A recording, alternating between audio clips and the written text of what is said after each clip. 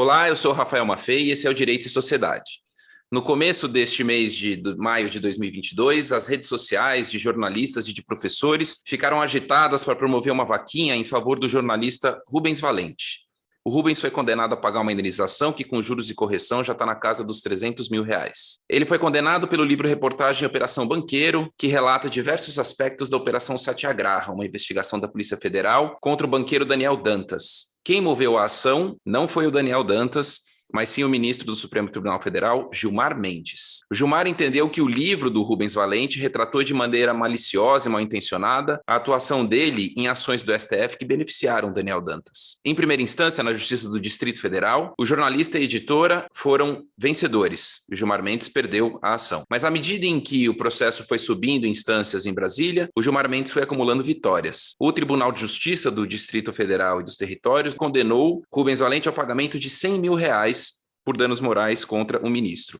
E no STJ, a condenação foi aumentada para obrigar a editora a incluir nas próximas edições do livro o acórdão que beneficiou o Gilmar Mendes. No Supremo, a situação não se alterou e as decisões dos recursos acabaram beneficiando o Gilmar Mendes e mantendo as condenações. Os trechos do livro que incomodaram o ministro Gilmar Mendes não parecem ilegais, pelo menos para mim. Gilmar Mendes se sentiu aviltado porque o repórter lembrou que o pai do magistrado foi prefeito na cidade de Diamantino, no Mato Grosso, pela Arena, o que é uma verdade inconteste. O Tribunal de Justiça do Distrito Federal também considerou isso ilegal pela tentativa de associar o prestígio da família Mendes ao regime militar. Mas o que deixou Gilmar particularmente ofendido foi a afirmação de que uma ordem que ele emitiu no habeas corpus teria sido bizarra. O livro fala de uma peça bizarra. O curioso é que esse é um adjetivo que o próprio Gilmar Mendes já usou para descrever a atuação de um outro colega seu, o ministro Ricardo Lewandowski, no impeachment da Dilma, quando ele disse que o fatiamento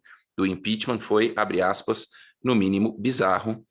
De toda maneira, o caso do Rubens Valente é só um dos muitos em que jornalistas e colunistas de jornal têm sido processados, tanto civil quanto criminalmente, por autoridades. Esses casos suscitam uma série de discussões relevantes sobre o exercício e os limites à liberdade de expressão, especificamente da liberdade de informar no Brasil.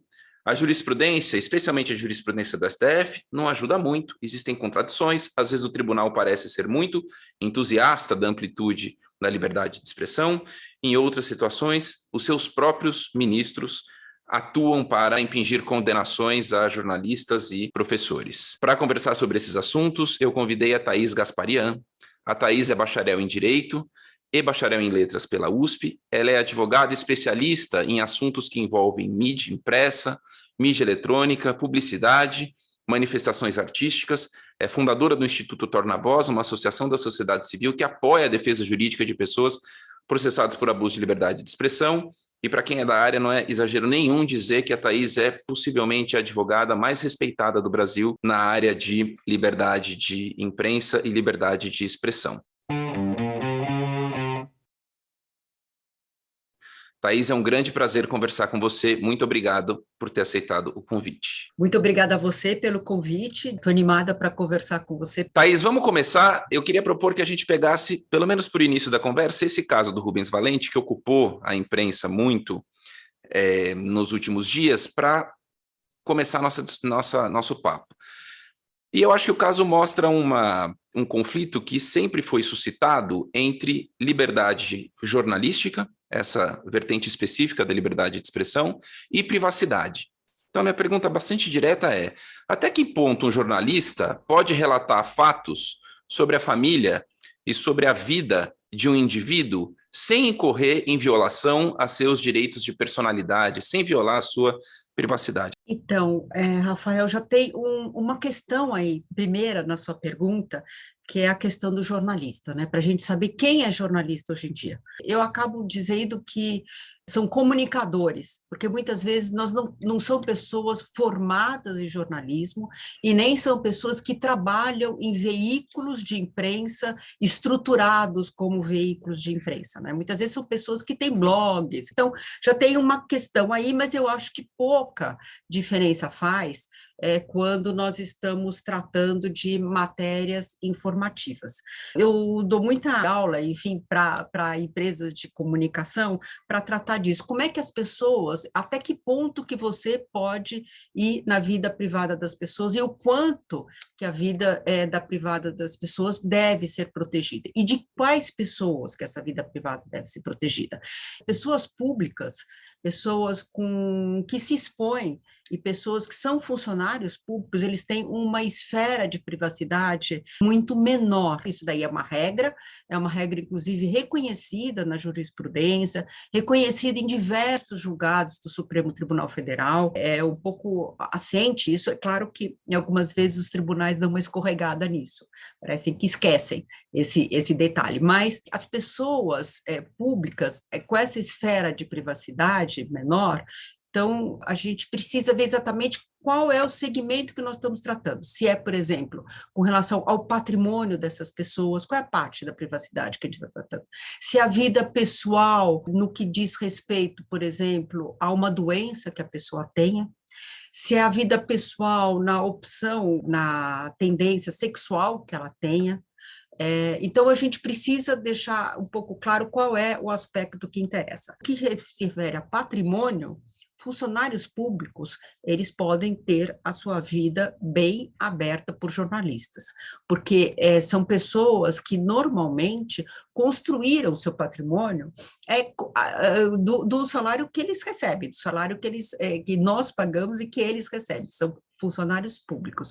Então, eles podem ter. Eu já defendi diversos jornalistas que trataram, por exemplo, do patrimônio de juízes. Nós ganhamos essas ações, então, é reconhecido pelos tribunais que você pode, desde claro que o jornalista não faça uma informação maldosa ou então muito errada, como se fosse verdade. Outra situação, cargos, presidente da República, por exemplo, que possam ter alguma doença séria.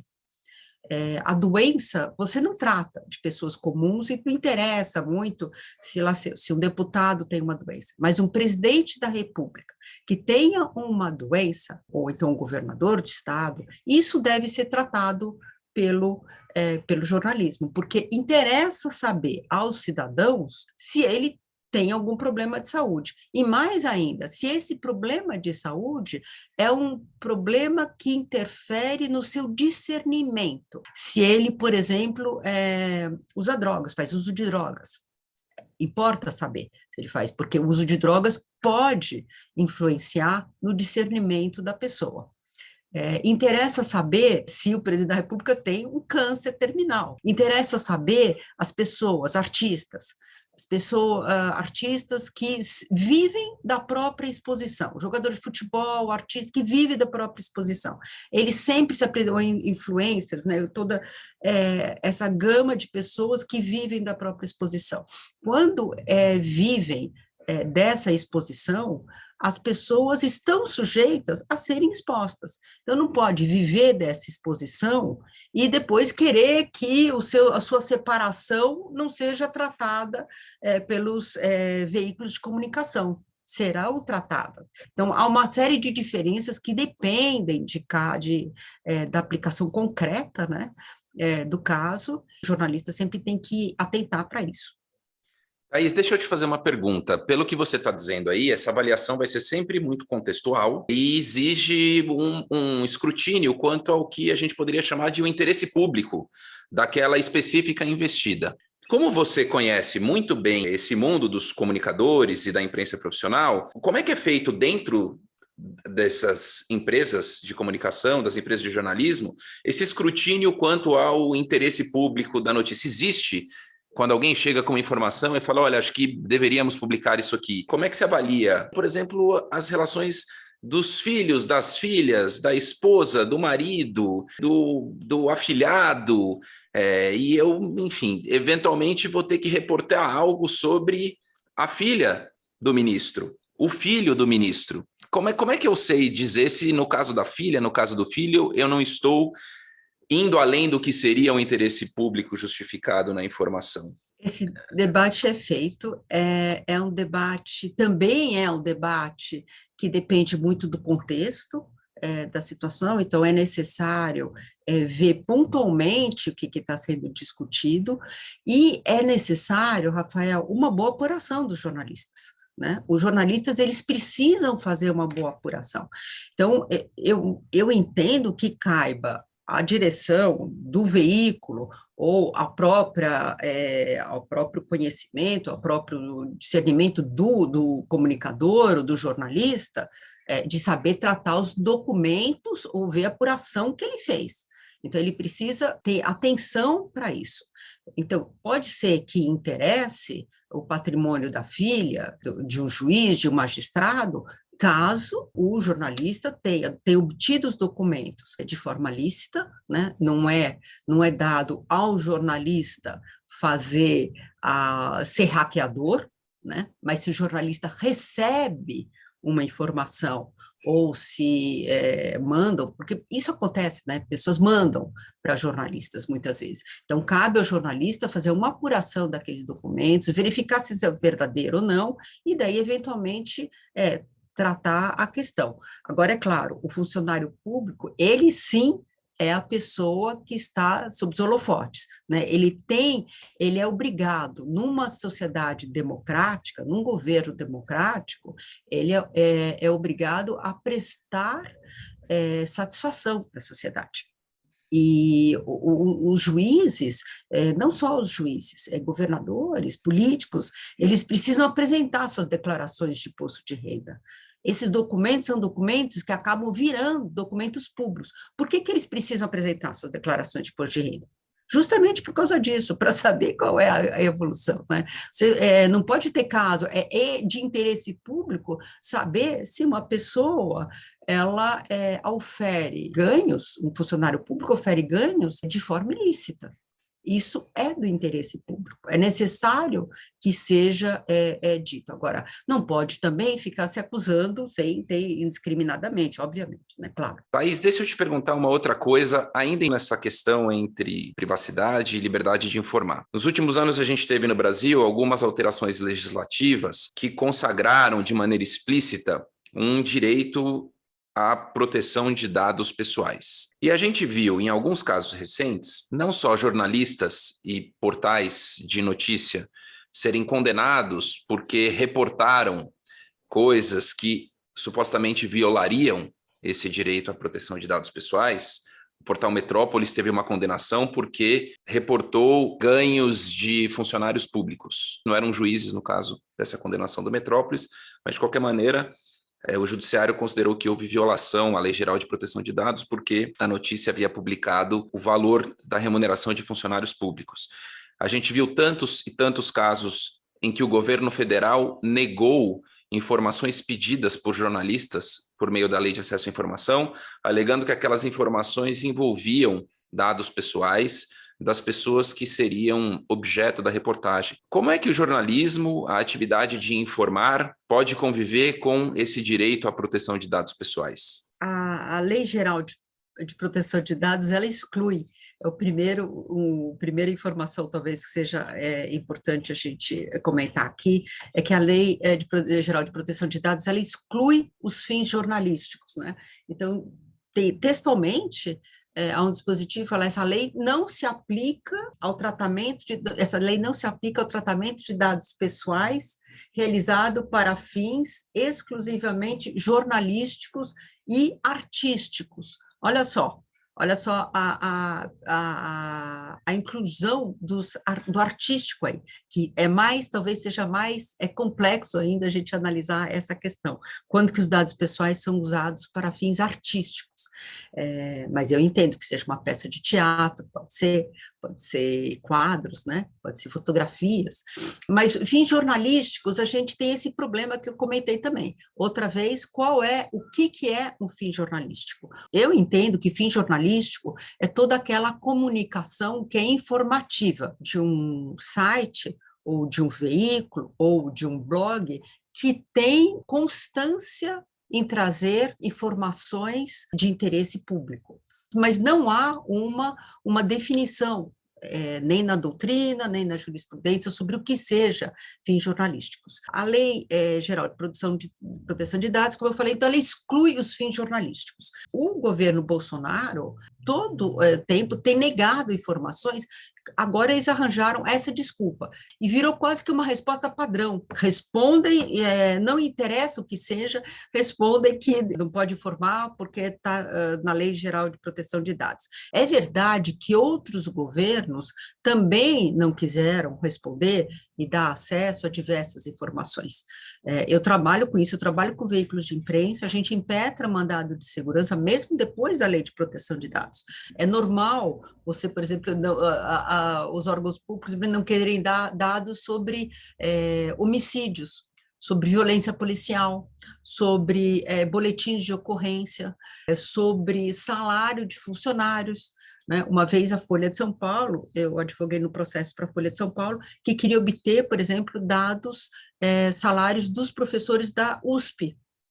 E a USP estava com uma reitoria ali, já faz anos isso, não quero definir no tempo, mas já faz bastante tempo, algum tempo isso, e a USP não queria fornecer esses dados, e não tinha fornecido nem pela LAI, que é a Lei de Acesso à Informação, e quando nós impetramos o mandado de segurança, contestou, né, para não fornecer, até que no final mudou a reitoria e a nova reitoria concordou que fossem fornecidos os dados, porque concordou que são dados públicos. Eles forneciam apenas a rubrica do cargo dos professores. E o cargo dos professores, muitas vezes você não consegue saber qual é o professor que ganha, e ainda mais porque existem acúmulos, acréscimos, dados a quinquênios, ou dados outras questões dos professores, então não forneciam. E é uma matéria importante para saber, porque tinha diversos professores que ganhavam valores extremamente altos, né? E a imprensa tinha um interesse em divulgar isso. Me parece que a Lei Geral de Proteção de Dados, ela realmente não se aplica jamais quando se trata de fins jornalísticos, de fim de informação pública, de interesse público, e não de curiosidade. Não interessa saber se um político tem uma namorada fora do casamento, pode ser que tenha alguma ocasião, um político, por exemplo, que seja extremamente moralista e queira impor uma lei com fins moralistas, que isso seja importante saber para mostrar a contradição pessoal daquele político, alguma coisa assim.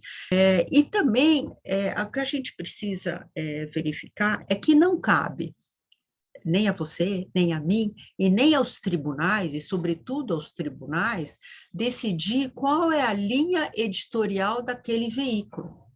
Os veículos, eles têm liberdade para estabelecer qual é a sua linha editorial. Os jornais não são todos Globo, Folha e Estadão, né? Nós já tivemos no passado mais ainda, e hoje em dia eu acho que estão aparecendo outros veículos, né, de mídia digital, sobretudo, que tem uma linguagem reverente, que tem uma linguagem não culta da língua, né? Então, é uma linguagem mais popular, que trata com temas e vocabulário mais popular, que para algumas pessoas pode parecer extremamente agressivo, mas para outras não é. E, nesses casos, a linguagem e a linha editorial, os assuntos que aborda, definição do veículo, da pessoa, do blog, do jornalista que dá as notícias. Posso fazer um rodapé? O reconhecimento de uma liberdade de imprensa, que a gente pode chamar, como essa liberdade de reportar, independentemente de ter uma licença de um rei ou de um governo, é algo que se consolidou ali no século XVIII e se consolidou no século XIX, numa época em que o jornalismo era completamente diferente do que a gente tem hoje. Globo, Folha, Estadão, esses jornais mais profissionalizados, mais cuidadosos.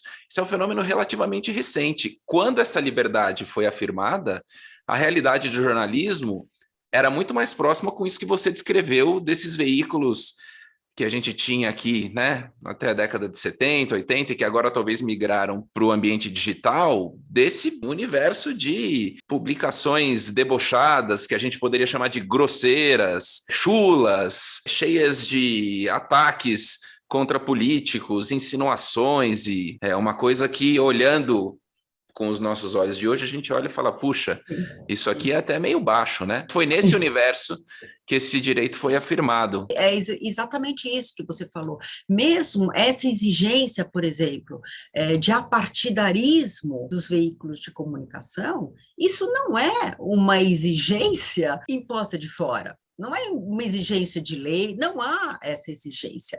Essa exigência pode ser que o veículo se imponha. Não há nenhuma necessidade, nem ética, de que o veículo seja partidário. Né? Eu acho até que seria, talvez até mais interessante, que os veículos dissessem efetivamente qual o candidato que apoiam. O Estadão, na eleição passada, colocou que era qual era o candidato que apoiava. Eu acho interessante que o jornal até coloque. E quem não gostar daquele veículo, não leia o veículo. Quem tiver interesse em se aprofundar, em saber a opinião alheia, a opinião de outros setores da sociedade, então que leiam. Um jornal que eu adorava era Notícias Populares. Não sei se você chegou, se você é do tempo do Notícias Populares, era um jornal extremamente inteligente, editado por jornalistas que hoje estão por aí, que é um jornalismo extremamente bem-humorado. Para você fazer humor, você precisa ter inteligência, né? Você não pode, não era um humor só escrachado. Então, eu lembro, por exemplo, de uma manchete que era assim, chifrudo morre moído na privada. Então, tinha algumas manchetes que eram bem impactantes para nós, mas que eram notícias que interessavam ao segmento da população. Né? Até hoje existe um jornal de Santa Catarina, eu acho, que chama-se o Diarinho. E o Diarinho colocava assim, na página, na primeira página do jornal, fala assim: aqui a cobra mostra o pau. E usava uma linguagem debochada. E é interessante ver que existem outros veículos para outros setores, para outros segmentos da população. O Brasil é extremamente grande, com uma diversidade de interesse extremamente grande. Na minha época de graduação, vendiam-se camisetas com manchetes do Notícias Populares no centro, e era um fenômeno, todo mundo usava, tinha umas super divertidas. O ET de Varginha, detectou-se o sinal do eixo caveira na mão do Ronaldinho Fenômeno no momento da contusão dele na Inter de Milão, e era uma coisa super, era divertido, era consumido, sim. Virou uma coisa meio cult na minha época.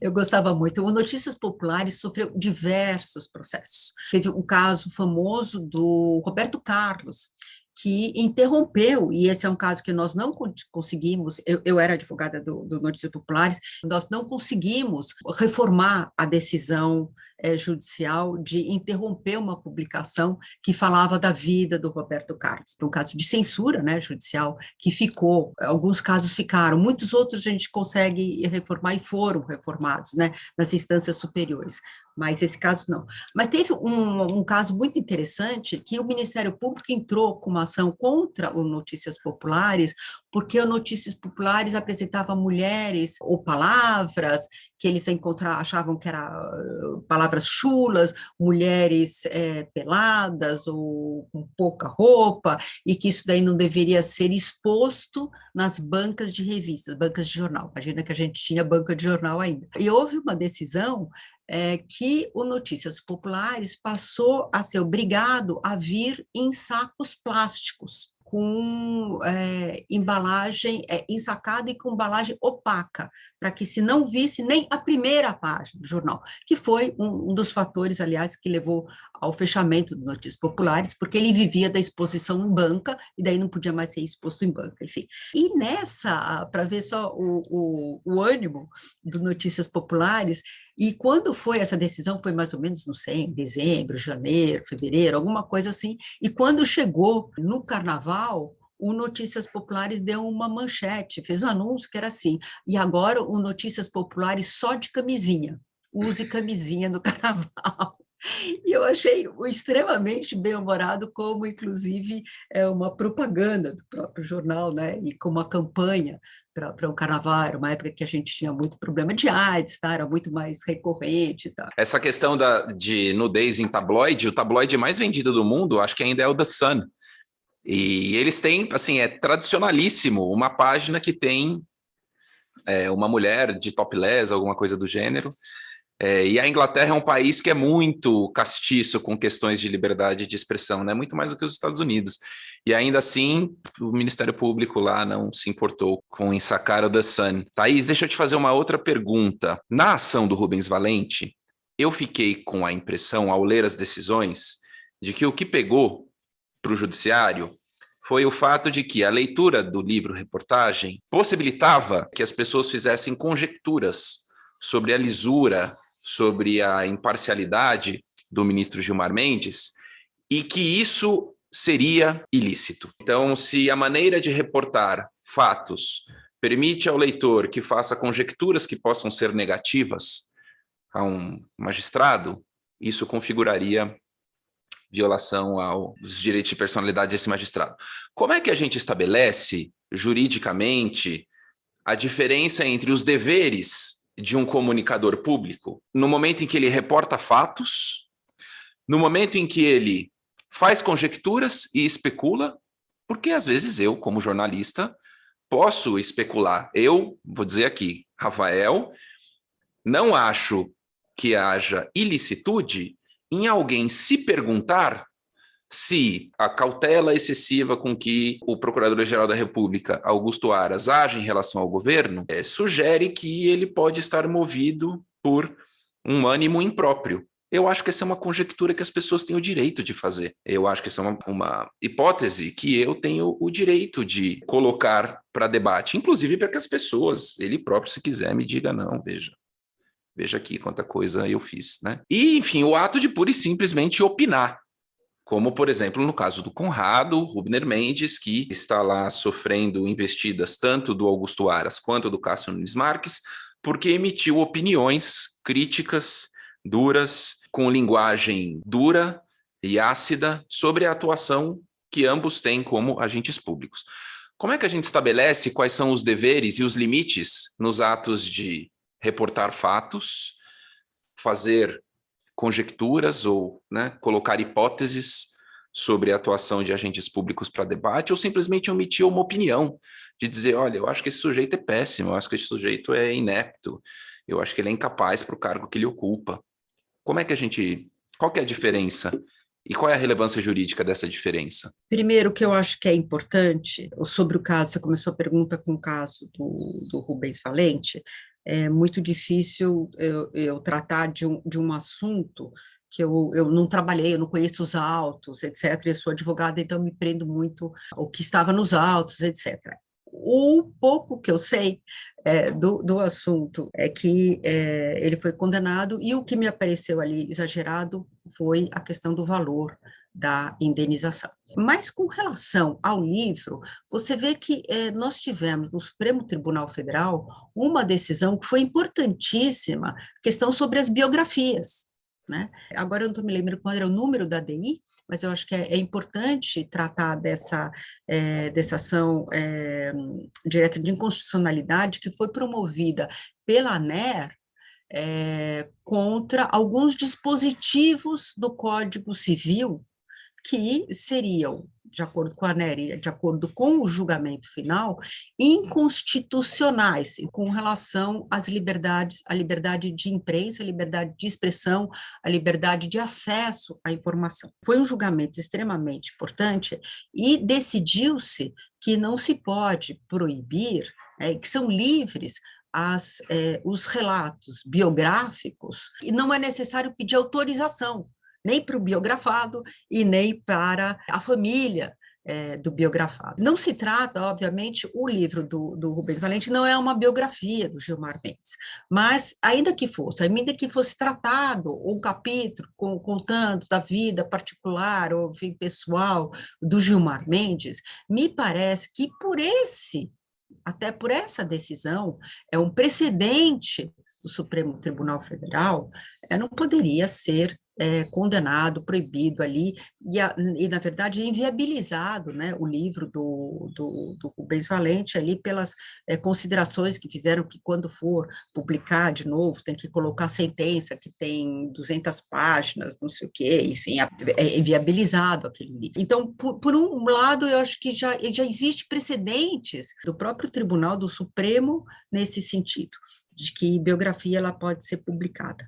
Quando você publica uma biografia, você publica dados, mas você também pode emitir opiniões. E isso não só numa biografia, em qualquer coluna, em colunas jornalísticas que saem em veículos de imprensa, existem colunas que são opinativas, como é a do Conrado, o do Hélio Schwartzman também, que a gente é um outro jornalista que também foi processado, que também vira e mexe é processado.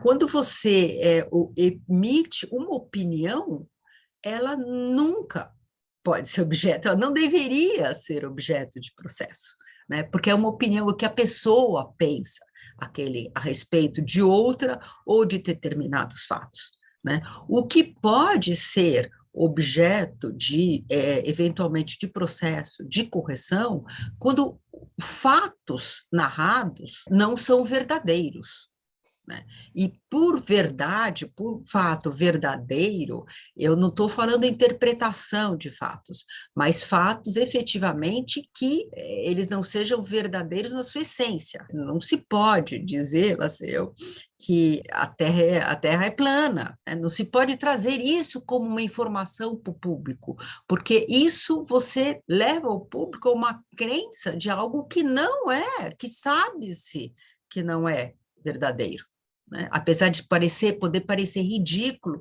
para mim, para você, que tem essa afirmação em outros meios, em outros segmentos da população, ela pode ter um efeito. Essas questões da vacina, né? De que a vacina traz doença, de que a vacina vai fazer você morrer de câncer, até que vira jacaré. Mas, enfim, então, existe uma diferença que precisa ser melhor discutida, na verdade, melhor, não só discutida entre teóricos, mas precisa ser melhor divulgada para a população sobre o que são fatos e o que são opiniões. Nos Estados Unidos, por exemplo, uma opinião jamais é objeto de processo, não pode ser objeto de processo, se for, perde. Uma opinião é aquilo que a pessoa pensa, a pessoa pode externar o que ela pensa, e não precisa todo mundo pensar igual, e mesmo que a pessoa seja uma autoridade, pense uma coisa, tem um poder de influência, ela não pode dizer que a pessoa não pode afirmar aquilo. Conjecturas, como você está falando, é um pouco mais complicado, porque talvez ela esbarre aí em uma zona um pouco mais cinzenta. O que você está querendo dizer? Qual a sua interpretação sobre alguns fatos? Mas ela é muito mais próxima da opinião do que dos fatos. Ela entraria mais no segmento da opinião, de você não poder processar, de ser livre à opinião, a expressão da opinião. Nesse caso do Rubens, o Thaís, eu li as decisões, né? E a impressão que eu fiquei ao final de ler as decisões é que os magistrados ficaram incomodados com a possibilidade de que o leitor, ao interpretar o que estava sendo escrito ali, fosse ter uma imagem da atividade jurisdicional do Gilmar Mendes nesses casos, que era uma imagem que não retratava a atuação dele à melhor luz possível. Mas eu fico me perguntando se o dever de um repórter é retratar a atuação de uma autoridade à melhor luz possível. Eu entendo que um assessor de imprensa tem esse dever, que é a equipe de comunicação, que é inclusive uma profissão da área da comunicação pública, né? Então, olha, eu sou assessor de imprensa do ministro Gilmar Mendes. O meu trabalho é pegar tudo que ele faça, sendo fiel aos fatos, e empacotar aquilo num papel de embrulho bem bonito que vai fazer com que aquilo seja consumido pelos consumidores de informação à melhor luz possível. Eu não acho que esse seja o papel do jornalista. O jornalista tem todo o direito de ter, inclusive, uma linha de interpretação um pouco mais cáustica, um pouco mais desconfiada, de se perguntar se de fato não tem algo que a gente devesse olhar com desconfiança. Sim, e você veja que tem uma área ali que ficou extremamente confusa, para mim, pelo menos, a minha interpretação, olhando a situação toda, porque o ministro Gilmar Mendes, ele é extremamente favorável à liberdade de expressão. Tem diversos julgados dele que são extremamente favoráveis à liberdade de expressão. Recentemente, ele levantou uma censura que foi imposta à Globo, né, a um noticiário do Globo, eu acho que é do jornal Globo, e também da Piauí. Recentemente, no caso da revista Piauí, ele também levantou uma censura. Os votos dele, em termos da liberdade de expressão, são votos extremamente favoráveis à liberdade de expressão. Para mim, o processo surpreendeu, mas mais ainda que surpreendeu foi o resultado, né? Preciso reler o capítulo ali do Rubens Valente para ver o que eu penso, mas não me parece que possa ter tido algum abuso especial. Enfim, esse caso do ministro Gilmar tem razão, a contradição é bastante saliente, porque embora ele tenha esses votos, ele tem não só em relação ao Rubens Valente, né? Outros casos, Luiz Nassif, Paulo Henrique Amorim, Mônica Iose, né? É muito difícil as pessoas aceitarem quando são verbalizadas, são impressas opiniões ou fatos negativos à sua própria pessoa. É extremamente difícil para qualquer um. Eu gostava muito do ministro Nelson Jobim.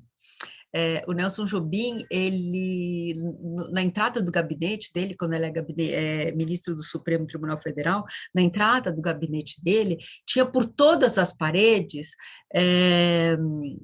charges que foram publicadas sobre ele. E eram charges horríveis no sentido de que eram charges muito... Bom, charge é sempre gozadora, mas tratavam de pontos nevrálgicos, sério, que poderiam dizer respeito à honra dele, né? E ele tinha todas elas publicadas, ali expostas. O que, obviamente, não significa que ele concordasse com o mérito, né? Obviamente que não. Das críticas. Provavelmente não, mas ele expunha. É um princípio de conduta valoroso, né? Para alguém que sabe que, por força da sua posição, vai ser sempre criticado. Deixa eu te fazer uma pergunta, pode ser uma coisa impressionista, pode ser que eu esteja errado. Mas a gente tem visto, não só no caso do ministro Gilmar, mas muitos casos que envolvem atores do sistema de justiça indo atrás dos seus críticos, né? Tem todos esses casos que eu mencionei aqui do ministro Gilmar, o ministro Cássio com a investida contra o Conrado, o procurador-geral da República igualmente com a investida contra o Conrado.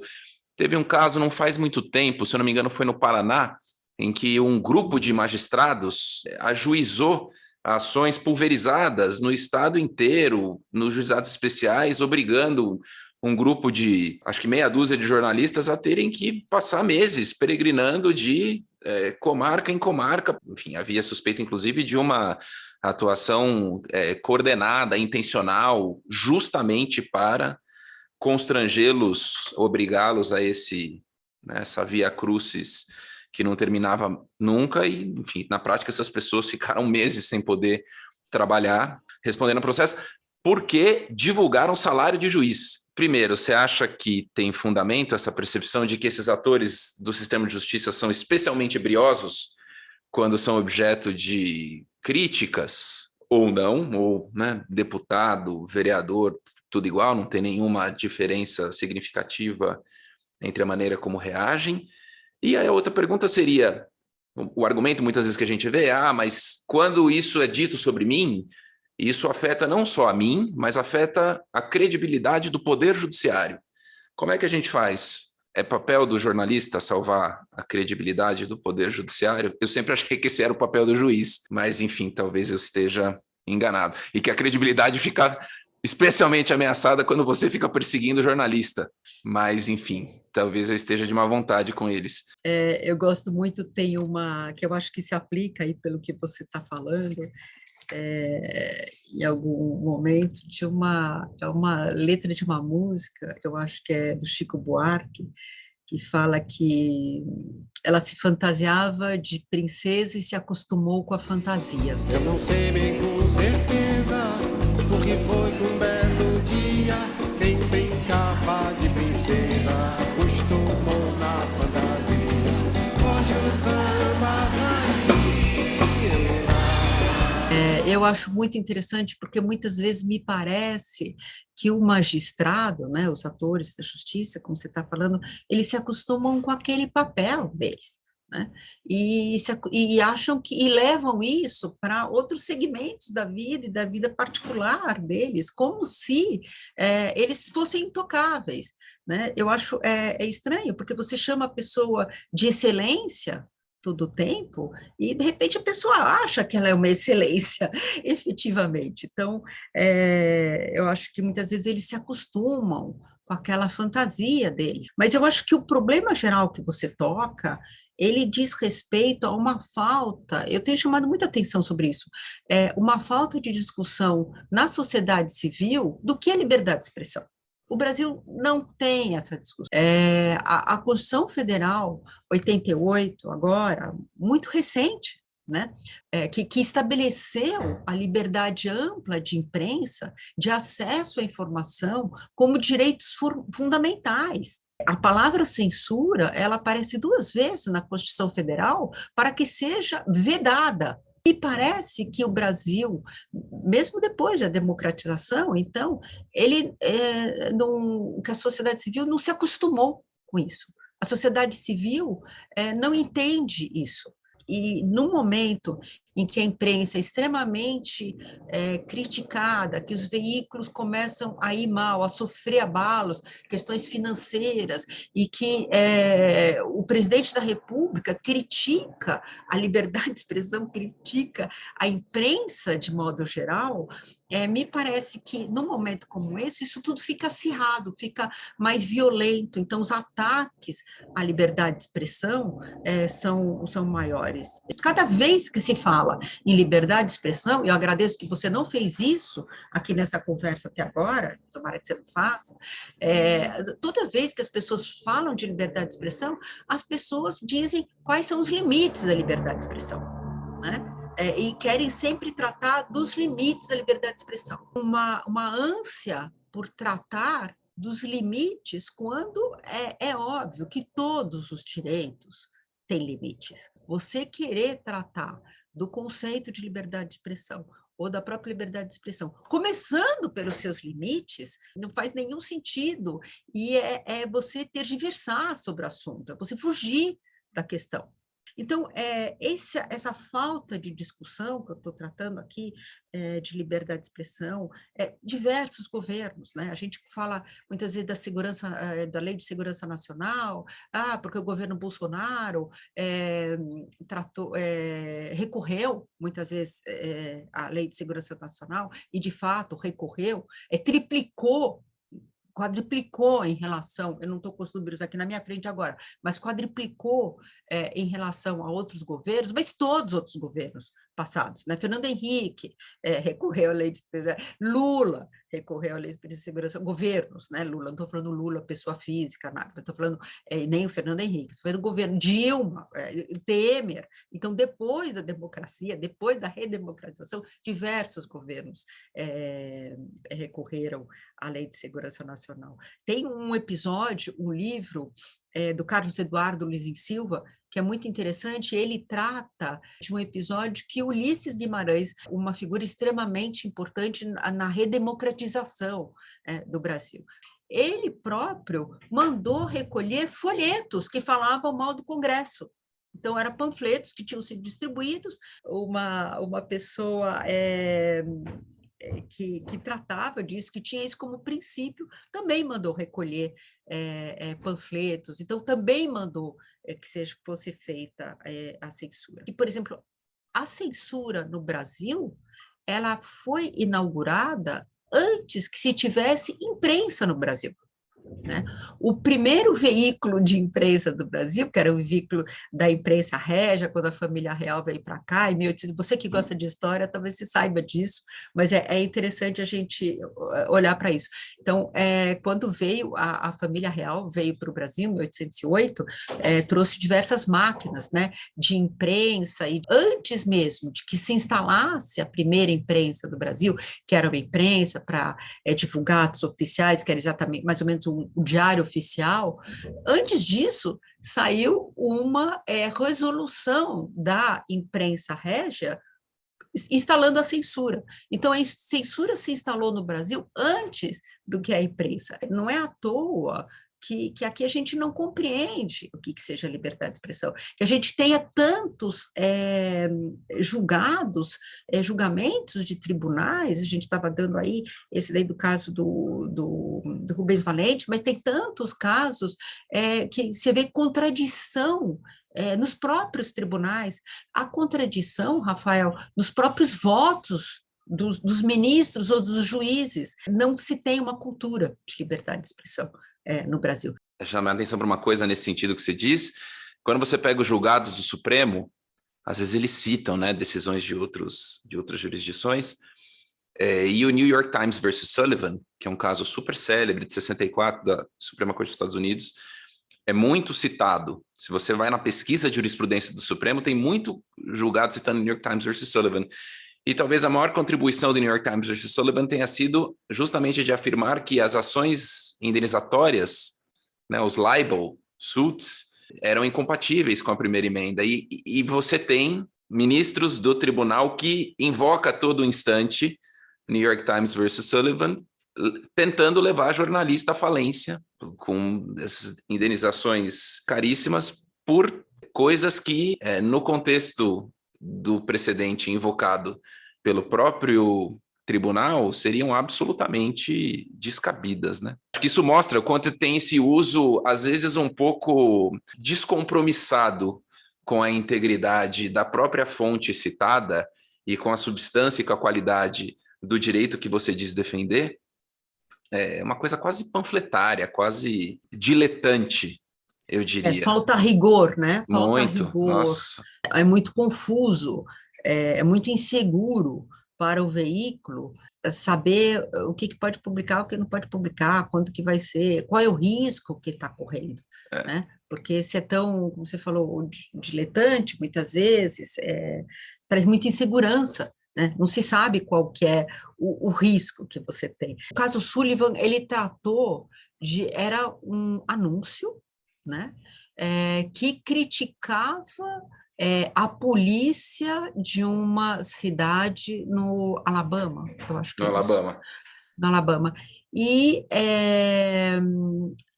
o anúncio possui informação errada. E um funcionário, o comissário de polícia ali, que é o Sullivan, ele que entrou, então, com o processo contra o New York Times, e o New York Times, em diversas instâncias, foi condenado, nas instâncias primeiras foi condenado. E o assunto chegou na Suprema Corte dos Estados Unidos, e ali que teve a mudança, e foi uma decisão histórica, porque a partir daí ficou assentado que funcionários públicos não têm, se entrarem com ação contra veículos de comunicação, vão perder porque o cidadão tem direito de criticar e de tratar de questões que envolvem funcionários públicos. Então, eu acho que essa é a parte mais séria, a mais importante, mais relevante desse julgado, e tem uma outra que eu considero tão relevante quanto, é que a informação do anúncio estava errada, e foi considerado que um erro não traz necessariamente, um erro cometido pelo anunciante, mas no caso o jornal, né, que publicou o anúncio, não traz necessariamente uma condenação para o jornal. Tem uma frase de um dos ministros, o ministro Brennan, ele afirmou o seguinte: afirmativas erradas são inevitáveis num debate livre e devem ser protegidas, já que a liberdade de expressão precisa de um respiradouro para sobreviver. Veja só, informação errada pode acontecer, né? Eu lembro que uma época tinha projeto de lei para tratar de fake news, falar que era proibido informação errada, mas informação errada, ela não é errada porque o jornal quis publicar errada, né? No caso do Paulinho, que você mencionou, houve uma informação errada, mas o jornalista, ele no caso é jornalista, corrigiu depois o erro. né? Há informações erradas. O erro é inevitável, não se pode condenar porque teve um erro, que seja corrigido, né? Ainda mais que a internet, hoje em dia, ela permite correções, ela permite que fale, publicamos errado, coloque uma nota ali. Todo jornal tem uma coluna de erramos no impresso, que justamente serve para lidar com os casos que você presume que sempre vão acontecer, de que alguma coisa ou está errada ou está incompleta. Thaís, e essa estratégia de coordenar ajuizamento de ações em todo o estado ou em todo o Brasil para intimidar jornalistas? Teve o caso dos juízes do Paraná, teve um caso, se eu não me engano, de pastores da Igreja Universal, que nesse caso foi nacional, né? Existe uma falha aqui na legislação processual? Essa é uma prática extremamente cruel. Cruel para a liberdade de expressão, cruel para o jornalista, cruel para os veículos, e ela tem sido usada muitas vezes e é capaz de destruir uma pessoa ou destruir um veículo de preço, fechar, levar ao fechamento de um veículo de comunicação. Ela acontece quando, a partir de uma matéria jornalística, ou então de um comentário feito no programa de televisão, ou diversas pessoas entram com processos num curto espaço de tempo contra aquele que veiculou aquela informação, ou que fez, ou aquele veículo. Isso causa para aquele que recebe esses processos um dano enorme, porque a pessoa, de repente, no prazo de um mês, 2 meses, recebe 100 processos. O Cuenca, o escritor, o Cuenca, ele está lidando com mais de 150 processos. E esses 150 processos, eles são tratados, foram propostos em diversas cidades do Brasil. E ele está tendo que se defender de 100 e tantos processos, e você imagina o que é você pagar a defesa, né? Você tem que pagar advogados para tratar disso daí, você tem que viajar para fazer as suas defesas, você tem que organizar, é um custo altíssimo para uma pessoa física, e mesmo para pequenos veículos de comunicação, é um custo altíssimo. Não é só o caso do Cuenca. A Elvira Lobato é uma jornalista que foi da Folha de São Paulo, ela também foi processada por diversos fiéis da Igreja Universal com relação a isso, e os fiéis falavam que tinham sido ofendidos com as mesmas palavras, né? As petições, elas eram idênticas, as citações eram iguais, havia uma orquestração. Geralmente, esses casos, tem também de um comunicador da rede da TV Cultura, que também está em andamento, esse caso que tem mais de 93 processos, enfim, tem diversos casos, tem caso do Paraná, que você comentou, esse tipo de conjunto de ações, ele não tem por objetivo obter um ressarcimento ou receber uma reparação de um dano que a pessoa tenha sofrido. Não é isso. O que se quer é intimidar o jornalista, intimidar o veículo de comunicação. Então, é extremamente grave. E eles se usam de um mecanismo processual dos juizados especiais cíveis. Essa lei dos juizados especiais cíveis, ela foi desenhada para tratar de assuntos de consumidor. Ela tem algumas particularidades que era para o consumidor hipossuficiente, com menos recursos, com menos possibilidades, de poder acionar grandes empresas. A ação é proposta no domicílio, né, do autor da ação, quando a regra não é essa. Geralmente a ação é proposta no domicílio do réu. No caso de Elvira Lobato, ela tinha que se deslocar para participar de todas as audiências, até porque o juizado especial civil estabelece que se o réu não comparecer à audiência, ele é considerado revel, ele perde a ação. A Elvira Lobato, naquela época, ela teve que andar por todo o Brasil para se defender, para participar de todas as audiências, ela ia perder. E às vezes você tinha, como foram todos os processos entraram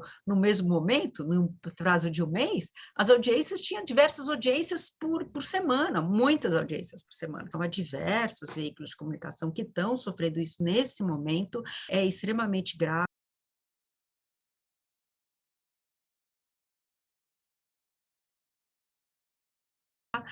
Declarar a inconstitucionalidade de alguns dispositivos da lei processual e da lei dos juizados especiais cíveis, quando aplicados em caso de assédio, em casos que são orquestrados. Ô, Thaís, e para a gente terminar, eu queria te fazer uma última pergunta, Pegando aí um gancho do caso do Paulinho, mas indo para outros, eu não vou falar de limites. Se você achar que é o caso, você que fale. A liberdade de expressão se tornou uma espécie de um cavalo de batalha nesse país polarizado que a gente vive. E o presidente Bolsonaro, embora tenha sido líder de um governo que quadruplicou a invocação da Lei de Segurança Nacional, escolheu essa plataforma para travar uma batalha contra principalmente o Supremo Tribunal Federal e o ministro Alexandre de Moraes, e ele se diz vítima de cerceamento, ele e seus apoiadores, de cerceamento à liberdade de expressão. E existe um comunicador desse universo, que é o Alan Santos, que foi objeto de uma série de investidas do Supremo Tribunal Federal, inclusive com uso de direito penal, para fazer cessar uma atividade que o tribunal entendia uma atividade ilícita. No geral, como que você vê o uso de direito penal contra comunicadores, jornalistas ou não, e como que você vê especificamente essas investidas contra essa personalidade que é o Alan Santos, que divulgava nos seus canais informações faticamente erradas em muitos casos, ou hostis, ou agressivas? Como é que entra o direito penal nessa história? E especificamente o caso desses comunicadores extremistas. A gente tem o Alan Santos no Brasil, tem o Alex Jones nos Estados Unidos. Como é que fica direito penal, Alan Santos, Alex Jones? Não conheço exatamente o assunto do Jones, mas conheço os outros. No Código Penal brasileiro, existem os crimes contra a honra, que é a calúnia, a difamação e a injúria. E esses crimes no Código Penal também, esses crimes contra a honra, eles podem ser aumentados, né? A pena, esses crimes contra a honra, podem ser aumentadas quando se referem a presidente da República ou funcionários públicos. Me parece completamente absurdo que os delitos contra a honra sejam tipificados no Código Penal. Isso daí deveria ser abolido, sair do Código Penal, ou sair, no mínimo, a pena de prisão para esses delitos. Por quê?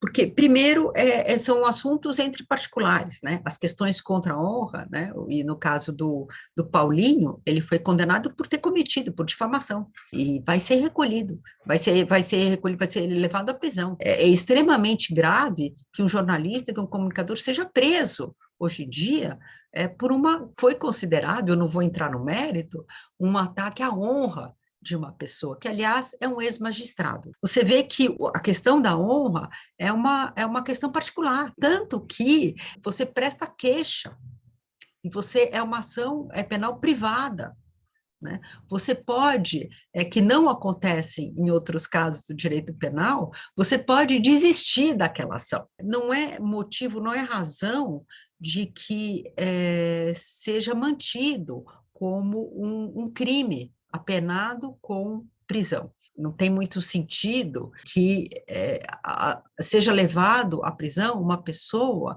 que não traz uma ameaça à coletividade. Com relação ao Alan dos Santos, tem um amigo meu, jornalista, que é o Eugênio Butti, ele sempre lembra uma frase que é o seguinte: não podemos ser tolerantes com os intolerantes. Quando uma pessoa ela tenta contra o próprio Estado de Direito, quando ela incita uma violência, e incitação à violência, ela precisa ser real, ela precisa ter probabilidade de que isso ocorra.